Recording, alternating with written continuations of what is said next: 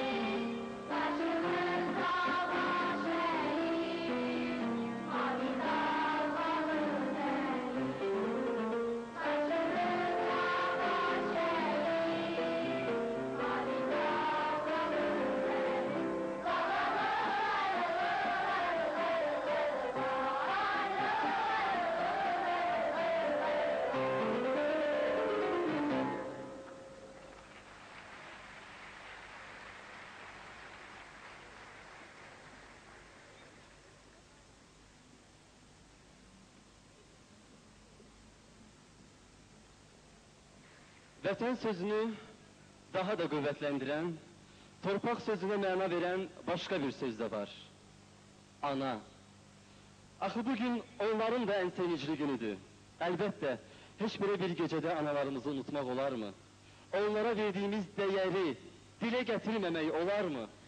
Analara olan his və duyğularımızı çox şairlər, çox bəstəkarlar, rəssamlar, heykəltaraşlar özlərinə məxsus tərzdə ifadə ediblər. Onların içərisində hələ gənclik illərini tam başa vurmadan həyatdan ayrılmış Cəfər Cabbarlının ana şeirinin öz yeri vardır. Elşadın ifasında bu şeiri dinləmək isə bambaşqa həz, his və həyəcandır. Beləliklə Cəfər Cabbarlı, ana, ifa edir 7-ci sinif şagirdi Elşad Həsənov.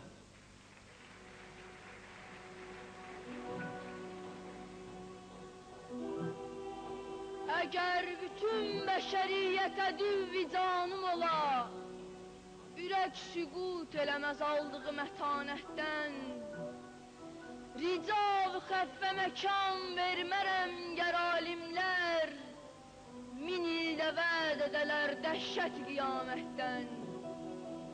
Pələnglər tuta dövrüm, çəkinmərəm əsla, və ya ki vəd edələr dövlət-i cahan,